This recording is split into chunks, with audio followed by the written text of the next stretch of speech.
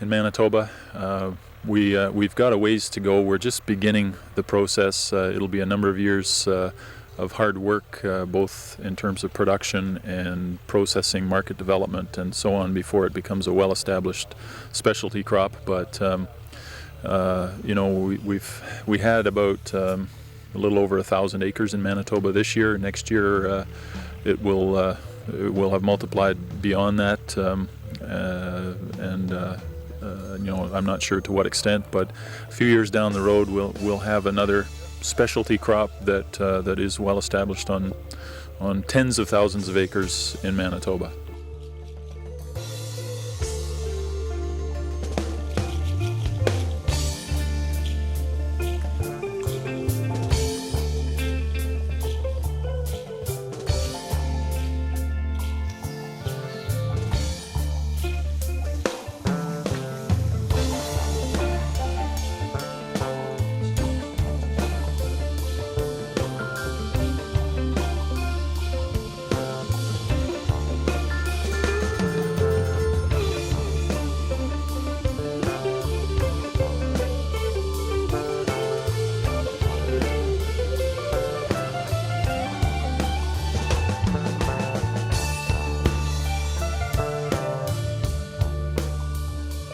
The M word was almost like the F word. It was freedom of speech as long as you weren't talking about marijuana. I learned about essential fatty acids the hard way. Just felt that this was a real truth. When I hit rock bottom, went from 300 pounds down to 160 pounds and almost died from cutting all the fat out of my diet. Oh, there was this whole other side of the cannabis plant. Maybe I'll try and take that jump there, as opposed to, I was like, well, I want to wreck my sled, and I'll just go take this easy way. It attracted an interesting mix of people. Well, the guy that's gonna climb the big hill and take the big jump is probably the same guy that's gonna, well, maybe I'll try growing quarter hemp on my farm. Someone needed to put hemp back in its rightful place. And I guess that was us.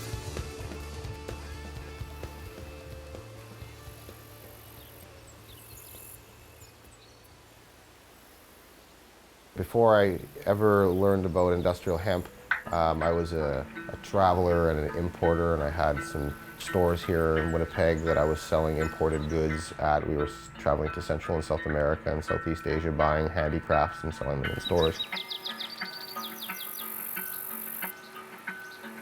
Through a number of different means, I ended up coming up with a copy of a book called The Emperor Wears No Clothes.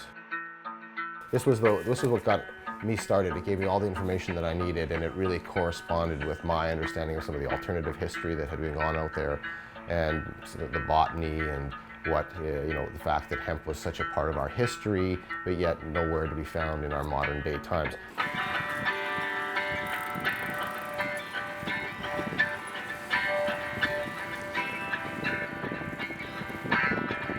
It was 1990, and I was left Winnipeg on a one-way ticket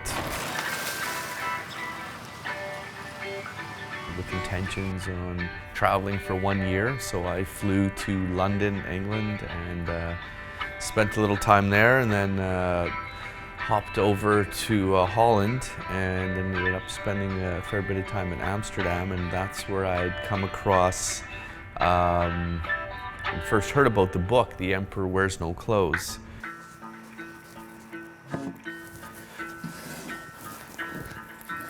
Kind of the Bible of industrial hemp and the lost knowledge of the hemp industry, and how there was this whole other side of the cannabis plant.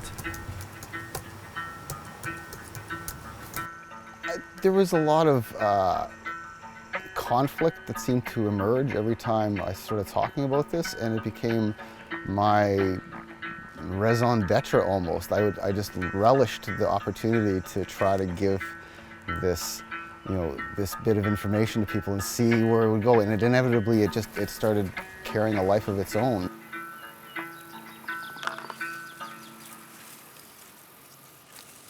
Manitoba played a key role in seeing industrial hemp legalized in Canada.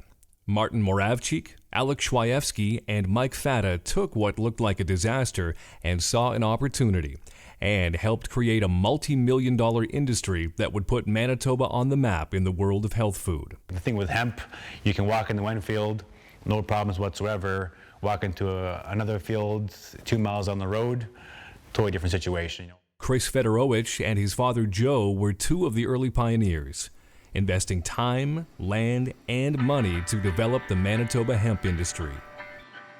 It was basically a whole season's project for my dad. He would go into the field, come drive the combine home, work on it at the shop, drive the combine to the field, do 50 yards, take the front rotor bearing out, back to the shop, back and forth, back and forth. I mean, he probably put more miles on that combine on the highway than he did actually work in the field that year, just a trial and error, trial and error, trial and error.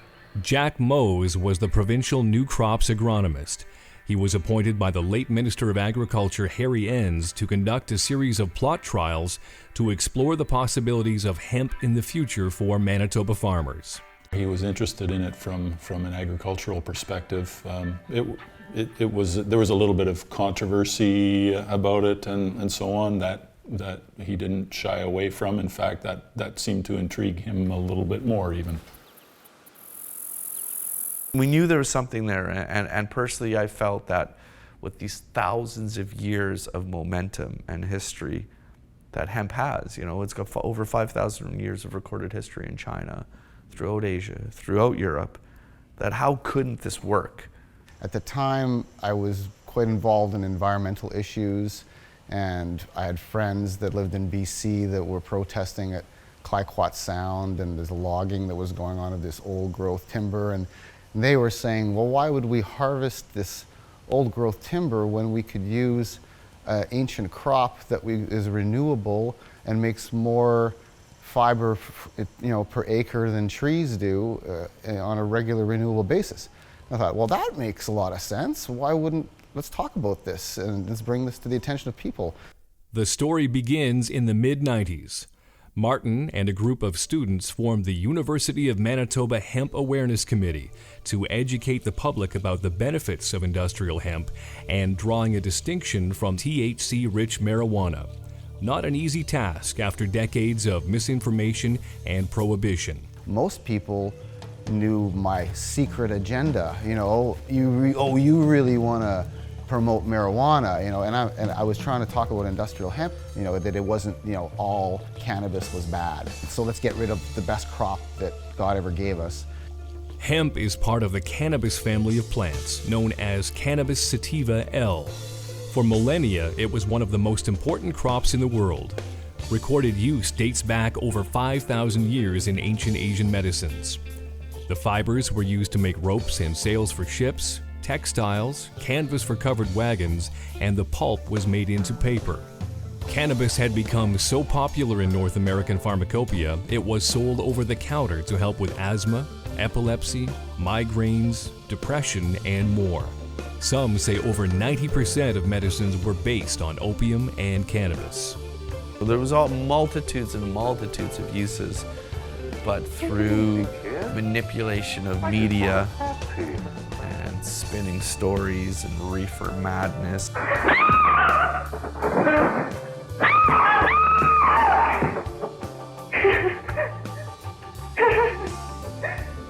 If that came out today, it would be a YouTube sensation. There were many factors at work in demonizing hemp in North America. The theories range from racism to powerful businessmen lobbying the government to force hemp out of the picture to be replaced by cotton, petrochemicals, and deforestation. Fear campaigns were launched, putting cannabis in the same category as harder street drugs such as opium, cocaine, heroin, and morphine. Such exaggerations led to widespread panic, resulting in cannabis being included in the Canadian Opium and Narcotics Act in 1938. However, there were only 25 convictions in all of Canada by 1946. It was a complete farce to manipulate a playing field that worked very well for them. And we're still living it, but now it's kind of full circle. So I think that was important to us in those early days too, is to really take the demonization away from this gentle plant.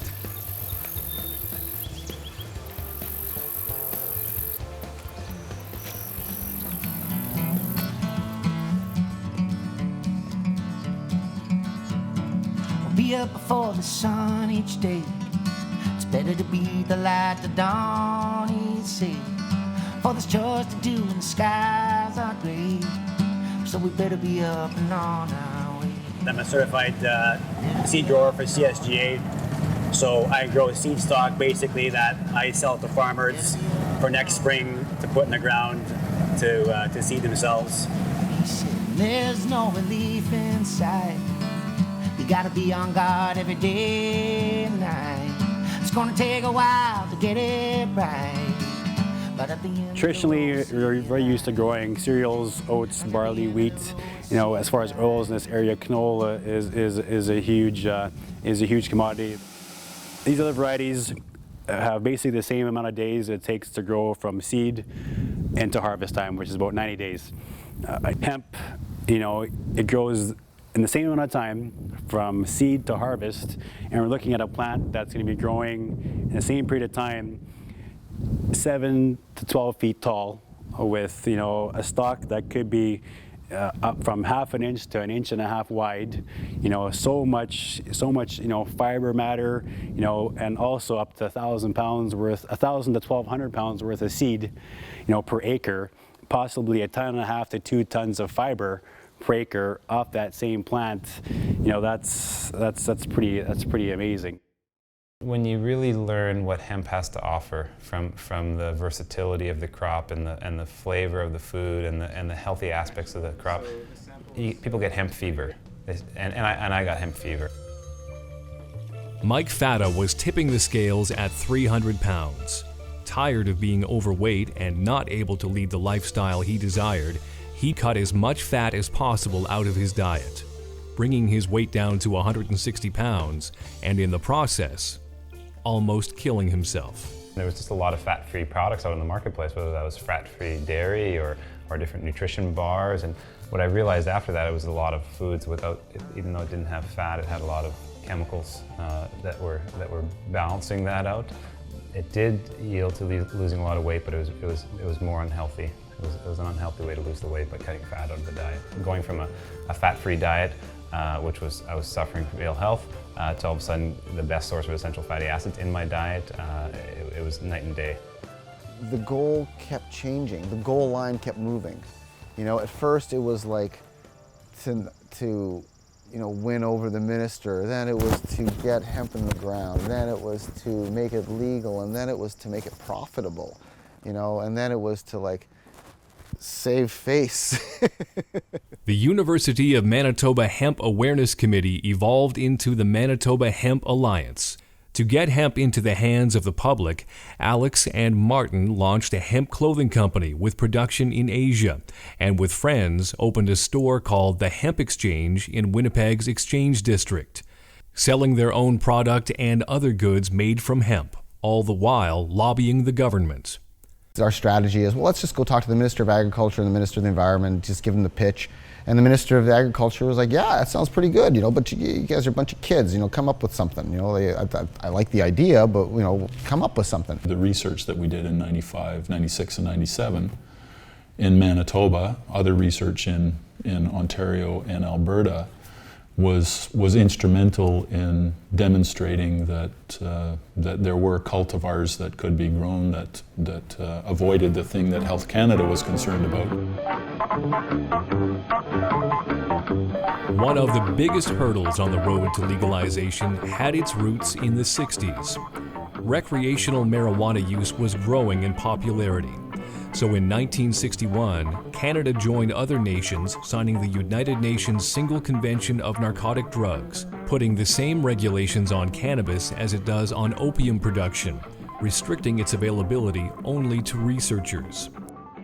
It's not that hemp stopped growing everywhere in the world and all of a sudden we had to bring it back. We found this seed somewhere deep in, no, it was growing all over in Asia, it was growing in Eastern Europe, in West Northern, you know.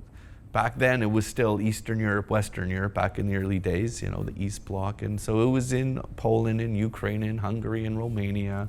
As a legal crop. But that was, they can't just do what they want to do. You know, we're under this UN, the ratified charter, all the countries agree to it.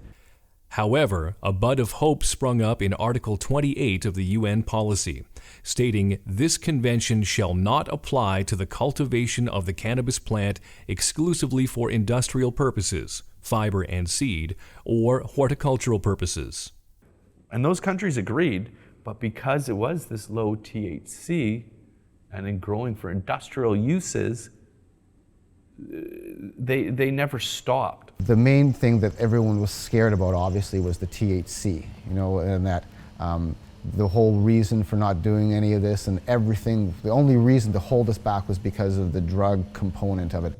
Delta-9 tetrahydrocannabinol is the psychoactive ingredient in cannabis and the main reason for making it illegal. Research has been underway for decades looking into THC and how it works. Researchers Roger A. Nickel and Bradley E. Alger wrote in Scientific American, "Everyone grows a form of the drug, regardless of their political leaning or recreational proclivities. That is because the brain makes its own marijuana, natural compounds called endocannabinoids. While THC is by far the most recognized, there are at least 85 different cannabinoids present in cannabis. A close second is cannabidiol, or CBD, known for its ability to reduce the size of tumors. Understanding the guidelines laid out by the UN, a search was conducted all over Asia and Eastern Europe to find low THC hemp seed for industrial use. We had secured low THC hemp seed from Ukraine. And we grew the hemp varieties that I was able to find from around the world, and I brought them in from Hungary and from Poland, from Ukraine. The Ukrainian varieties, all of them were low in THC, but the Ukrainian varieties were like off the charts low. They couldn't find, non-detectable, which was like, wait a second, is there even any THC? And if there's no THC, is it even hemp? And why would they even put any regulations on it? So all of a sudden, the bell started going off. In 1994, a second presentation was made to Harry Enns. Now, enlightened with new data regarding the UN Charter and having secured low THC hemp seed, the minister was convinced. $24,750 was given to the project. Harry Enns also dedicated Jack Mose, the provincial new crops agronomist, to conduct plot trials to examine the viability of hemp for Manitoba farmers. We picked some areas around the province so that we were actually testing it in some different growing areas of the province. The Red River Valley, southwestern Manitoba, more central or up toward the Dauphin area.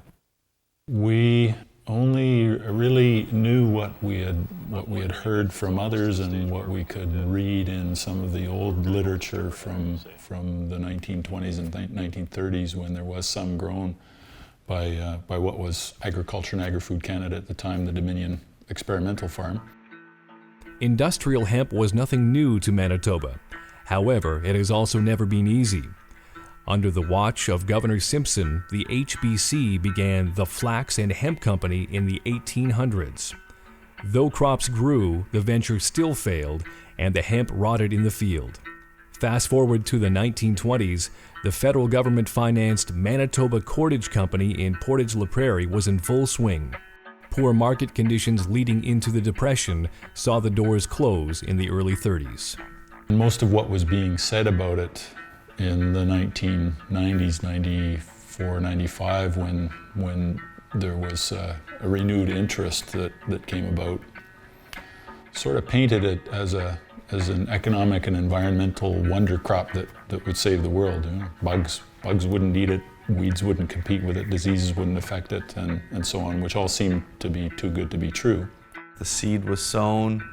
We would drive out almost every day, basically, to the hemp field in the Volkswagen van, and of course, and it popped. It came through the soil, and there was these little sprouts, and we're like, wow, it's really growing. It looked like a farm scene, you know. There were no angels singing. We went out, there was a big green mass, and we knew that there was something there, but we just didn't know how that's going to, what's that going to look like? Here was another crop, albeit one with a lot of mystique and mythology around it that we could have a look at, and went ahead and did so, and learned a lot in those first few years about the real deal, what it would take to grow it, what sort of properties it might have that could be of some economic value to folks in the province. We got the results in, and the government got the results in, and we'd spent our money, and well, what were we going to, now what? Yes, so there was everyone's now, okay, Martin, you got your results, and it looks good. What are you going to do? And so now, okay, what are we going to do? And I didn't know what to do. Right? So I thought, I know, we'll have a symposium. I'd heard this word, symposium. I didn't really know what it was, but I thought we should have one. We held an open $100 a ticket forum to present the findings of the Manitoba Hemp Alliance from the 1995 hemp crop trials that we did with the Manitoba government, because we thought that people should know that you can grow hemp without making a drug. The symposium kind of came and went, and at that point it's like, oh well, what's now what? Nothing, and then I get a call from out of the blue from this woman. She said, I want to come up and see your hemp fields. I heard about your symposium, and I'm a banker from California, and I want to make a company out of what you got and take it on the stock market. We're going to go public and raise a lot of money. What do you think? I'm like, so, oh, okay, you got my curiosity. So she flies down, picks me up in this big, huge, fancy rental car, and basically now this banker is whining and dining me. And a company was born. 1997 saw the legalization of hemp for fiber, mostly due to the work done by farmers and legislators in Ontario looking to diversify from the struggling tobacco industry. So consolidated growers and processors hit the ground running, lobbying Health Canada to include regulations for a seed crop in Western Canada, all the while contracting farmers and selling hype for an industry not yet created. The victory wasn't to get hemp grown. The victory was to actually create an industry around the plant. Just to grow the plant, well, what are you going to do with it now? Once the company started doing all this contracting, and it got 6 million pounds of seed contracted, and it didn't have a market for 6 pounds of seed. But yet somehow it contracts 6 million. I guess trying to create a lot of hype. There was a lot of activity that was ahead of its time. Disaster, and it's such a new commodity. It's expected to happen. Of course, it's something you don't want to see happen, but optimists, would think it would never happen. A realist would bank on something like that happening at some level, and yeah, it hurt bad, and we got lots of guys got burned.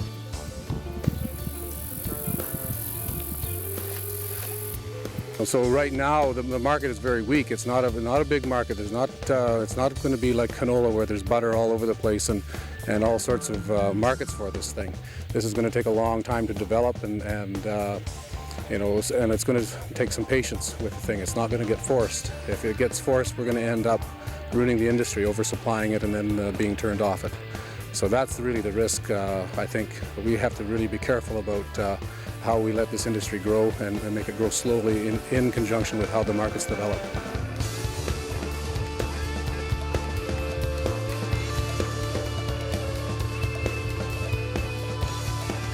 We started farming hemp for something different, and seeding it basically the same as any other product or any other commodity. Of course, when it came down to harvest, that's when the first big struggle came into play.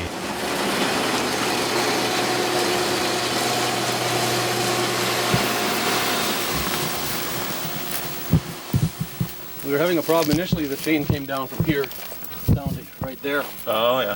And it just plugged right up immediately. Yeah. Farmers getting into hemp in the mid-90s had a lot to learn. Combines catching fire and machines plugging up with stalks wrapped around the moving parts was a common sight in any hemp field. Figuring out the nuances of this new crop was a challenge that Joe Fedorowicz worked tirelessly to overcome. My dad came home one night with the combine. It's probably midnight, 1 o'clock in the morning from the shop after another modification. Parked the combine beside the shed, fell asleep at the combine for majority of the night. He was so exhausted. Was one of the first guys to start it. I think he definitely felt the responsibility, and he's just driven by, he realized the potential. He wanted to do whatever he could to make sure that happened. CGP very quickly bit off more than they could chew. Mismanagement, poor planning, and backroom dealings led to financial disaster for the company, hanging Martin and others out to dry. With family, friends, and farmers heavily invested, things went from bad to worse. Myself and many of our friends and family became shareholders in Consolidated Growers and Processors. We saw the opportunity there. Unfortunately, through some bad management, it didn't work out. Oh, now we'll take over. We got all the big high-paid, VPs and presidents in here now. The guys from this industry in the agriculture in Canada. This guy from the States is going to he's high powered, and this finance guy from here, he's high powered. We're going to put together the team, and they just didn't have any real plan. They were all these high paid guys that basically spent all the company's money and didn't make anything. Created a whole bunch of contracts with farmers, put the crop in the ground, and then before the crop was even harvested, they went belly up, leaving farmers holding these contracts with no buyer. So I'm bringing this crop to Manitoba to save Manitoba, and now I bring this company in because I think we're going to do this great thing, and now all of a sudden these farmers are holding like $5 million worth of seed that they're expecting to get paid for, and now I'm going to leave them broke.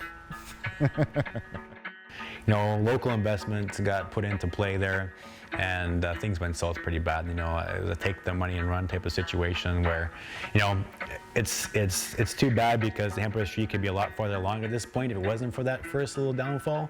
We worked so hard in trying to get something established, and not only that, but working as hard on getting the combine working and getting this crop done. And this company's like, yeah, it's one thing, and then it turns out to be totally something different. 98, we got it here. We were so excited. There's this company, all these things are happening, but there was no market. I think everyone forgot about the market.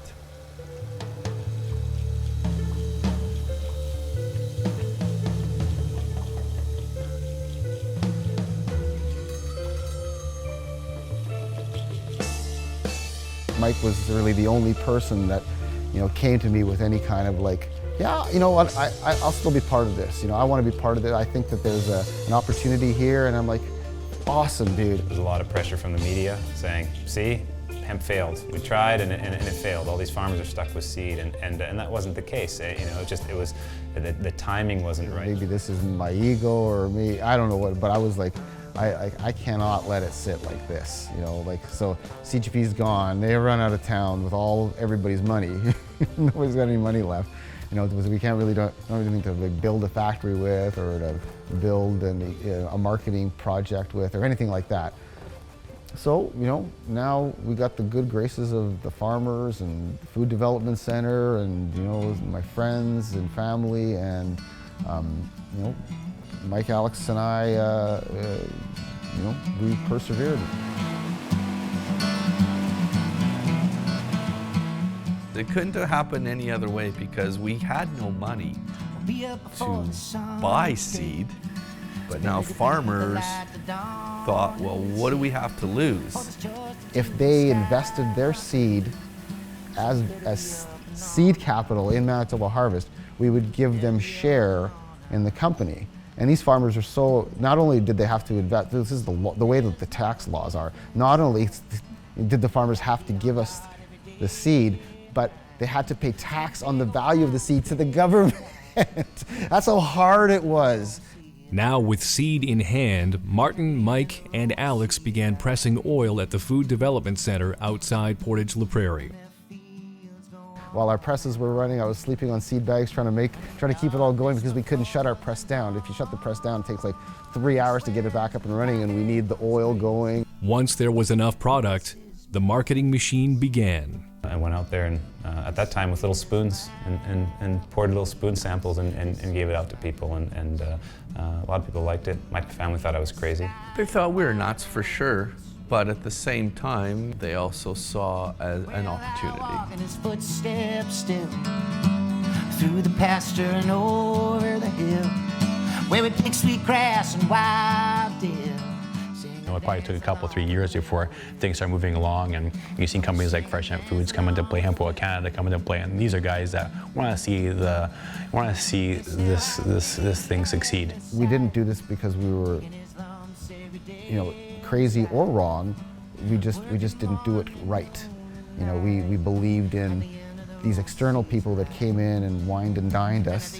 We thought that might have been the way it goes. We've never taken a legal crop legal before, so we didn't know how it goes. So we was just kind of sort of riding it out, and then we decided that, okay, well, it's a Manitoba problem. These are Manitoba farmers that are all committed to it. We're Manitoba kids that asked Manitoba people to invest in it. So maybe we should find the answer within ourselves. So we made a company called Manitoba Harvest to let the world know that the product comes from this drama. Like a plant that is drought resistant, chokes out weeds, and has more than 50,000 uses, those involved in creating the industrial hemp industry in Manitoba plowed through when everything looked hopeless.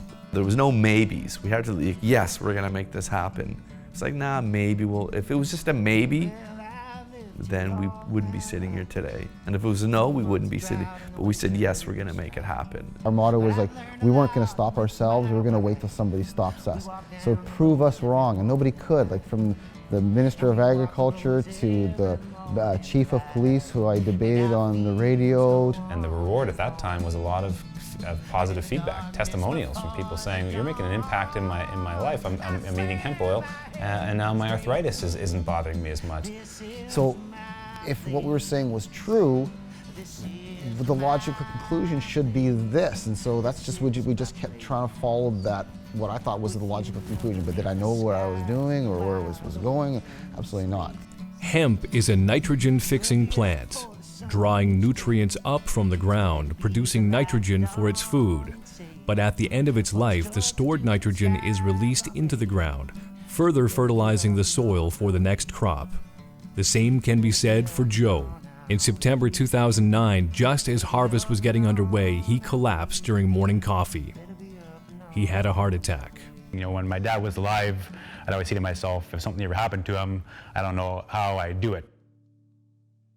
Started working on him, doing chest compressions. I was doing CPR at the same time, and it was just one of those situations where almost as soon as it happened, I just had that bad feeling that this wasn't going to be a good outcome. And the ambulance that came and picked him up, and we followed the ambulance into town, and they worked on him for probably another 45 minutes to an hour after that, and that he couldn't bring him back. So after that, it was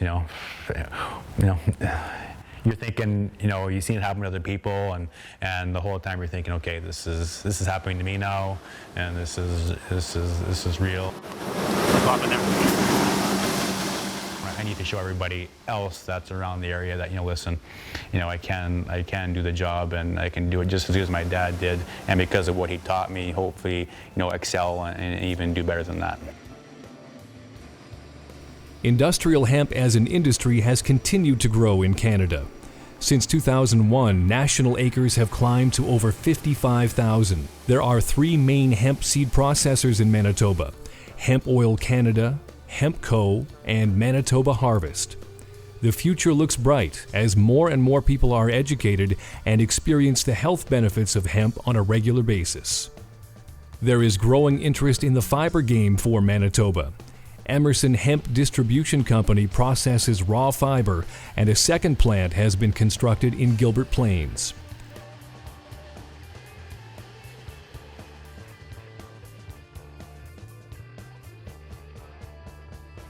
It's that kind of person. I feeling like I needed to right this wrong, and that there was people were being distracted from much more important things, and that we don't need to, continue to lie about something that is good when we need good things.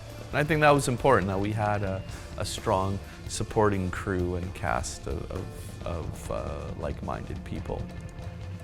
The early group was called the University of Manitoba Hemp Awareness Committee. It was the university students who were the first people that really heard the message, and Mira Serene, Wayne Poderoka, Jill Magay, Alex and some of my other friends, that they were helping out to try to spread that message. And going back to 1998, we went down to the US and started marketing under the Manitoba Harvest brand. People didn't even know what that was. You had a lot of people in the States that didn't even know that Manitoba was a province in Canada. Now I think that we're making a big impact with that, with people know, and around the world, know of Canada as a very high quality manufacturer of agriculture products. I know KCH R&D had come out to see my dad a few times to check and see what he was doing with that hemp to make it work. If this combine can combine hemp, it can combine anything. The way George Washington and Thomas Jefferson grew hemp when they came to the New World, we were now gonna grow hemp again here in the New World, and just kind of modern day hemp messengers.